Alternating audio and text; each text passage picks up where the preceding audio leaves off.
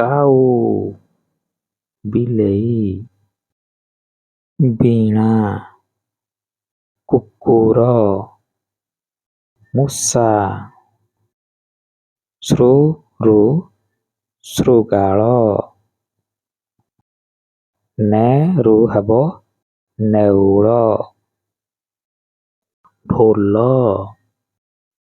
Slate ଆକାର ମାତ୍ରା ଆକାର ମାତ୍ରାକୁ ଏହିପରି ଭାବରେ ଲେଖାଯାଇଥାଏ।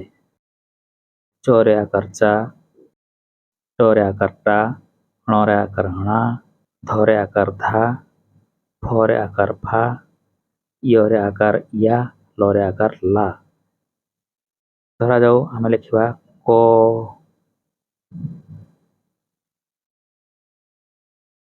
କରେ ଆକାର ଦେବା କା କାରୁ କାଉ। ବର୍ତ୍ତମାନ ଦେଖିବା ହର୍ଷେଇକାର ମାତ୍ରା। ହର୍ଷେଇକାର ମାତ୍ରାକୁ ଏପରି ଭାବରେ ଲେଖାଯାଇଥାଏ। ଯେକୌଣସି ଅକ୍ଷର ସହିତ ହର୍ଷେଇକାର ମାତ୍ରା ଲାଗିଥିଲେ ସେହି ଅକ୍ଷର ସହିତ ଶେଷରେ ଇ ଉଚ୍ଚାରଣ କରି ପଢ଼ିଥାଉ। ଯେପରିକି ତାଲବେଶରେ ହର୍ଷେଇ ସି ରରେ ହର୍ଷେଇ ରି ପରେ ହର୍ଷେଇ ପି ହରେ ହର୍ଷେଇ ହି ଲରେ ହର୍ଷେଇ ଲି ଟରେ ହର୍ଷେଇ ଟି। ଧରାଯାଉ ଆମେ ଲେଖିବା ବରେ ହର୍ଷେଇକାର ଦେବା ବି ବିରୁ ବିଲେଇ। ବର୍ତ୍ତମାନ ପଢ଼ିବା ଦୀର୍ଘଇକାର ମାତ୍ରା। ଦୀର୍ଘଇକାର ମାତ୍ରାକୁ ଏହିପରି ଭାବରେ ଲେଖାଯାଇଥାଏ। ଯେଉଁ ଅକ୍ଷରରେ ଯଦି ଦୀର୍ଘଇକାର ମାତ୍ରା ଦିଆଯାଇଥାଏ ସେହି ଅକ୍ଷର ସହିତ ଶେଷରେ ଇ ଉଚ୍ଚାରଣ କରି ପଢ଼ିଥାଉ। ଯେପରିକି ଦନ୍ତସ୍ୱର ଦୀର୍ଘଇ ସି ମରେ ଦୀର୍ଘଇ ମି ଦରେ ଦୀର୍ଘଇ ଦି କ୍ଷରେ ଦୀର୍ଘଇ ଖି ନରେ ଦୀର୍ଘଇ ନି। ଧରାଯାଉ ଆମେ ଲେଖିବା ବରେ ଦୀର୍ଘଇ ମାତ୍ରା ଦେବା ବି ବିରୁ ବୀଣା।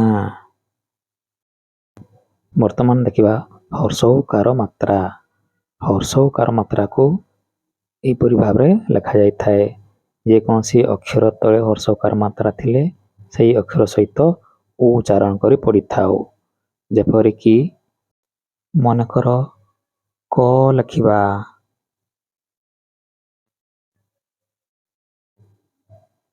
ବର୍ତ୍ତମାନ ହର୍ଷଉକାର ମାତ୍ରା ଦେବା କୁ ହେବ କୁରୁ କୁକୁର। ଏବେ ଦେଖିବା ଦୀର୍ଘଉକାର ମାତ୍ରା। ଦୀର୍ଘଉକାର ମାତ୍ରାକୁ ଏହିପରି ଭାବରେ ଲେଖାଯାଇଥାଏ। ଯେକୌଣସି ଅକ୍ଷର ତଳେ ଦୀର୍ଘଉକାର ମାତ୍ରା ଥିଲେ ସେହି ଅକ୍ଷର ସହିତ ଉ ଉଚ୍ଚାରଣ କରି ପଢ଼ିଥାଉ। ଠିକ ଅଛି। ଧରାଯାଉ ଆମେ ଲେଖିବା ମ। ବର୍ତ୍ତମାନ ଦେବା ଦୀର୍ଘଉକାର ମାତ୍ରା ମୁରୁ ମୂଷା। ବର୍ତ୍ତମାନ ଦେଖିବା ରୁକାର ମାତ୍ରା। ରୁକାର ମାତ୍ରାକୁ ଏହିପରି ଭାବରେ ଲେଖାଯାଇଥାଏ।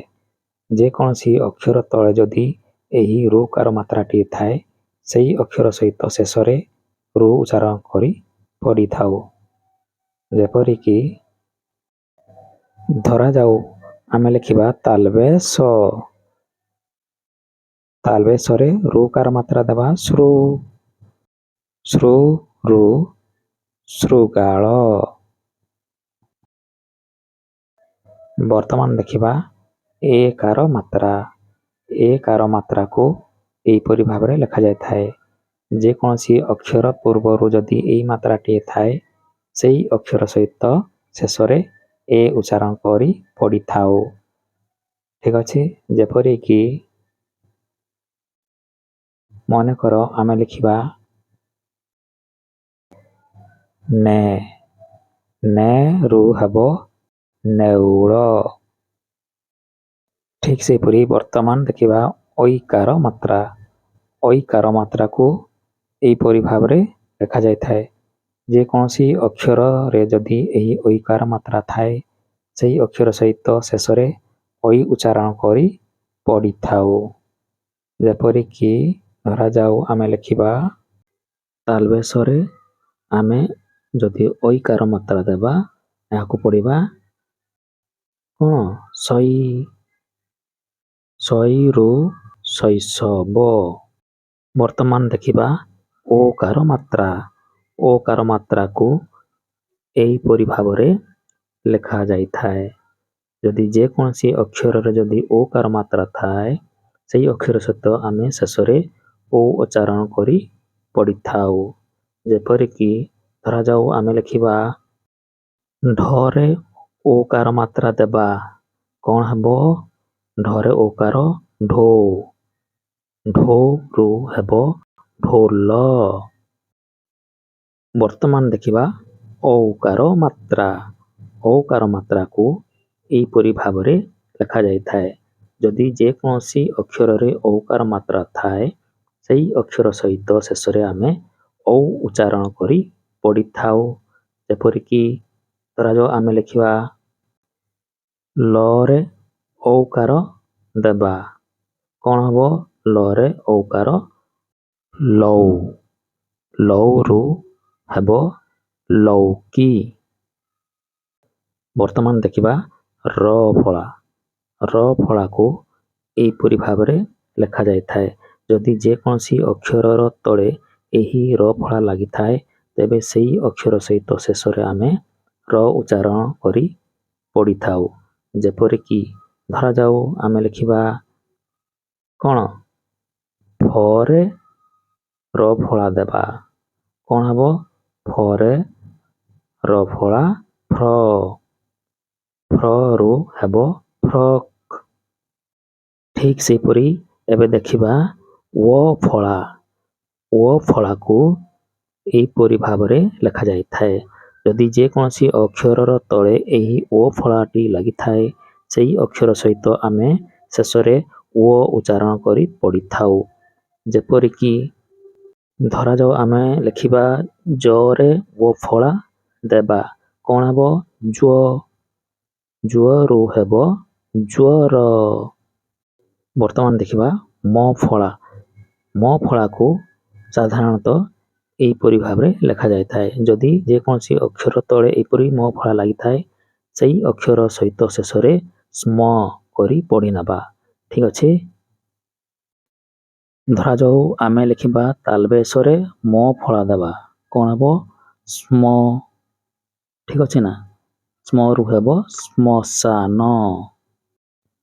ମ ଫଳାକୁ ମଧ୍ୟ ଆମେମାନେ ଏହିପରି ଭାବରେ ଲେଖିଥାଉ।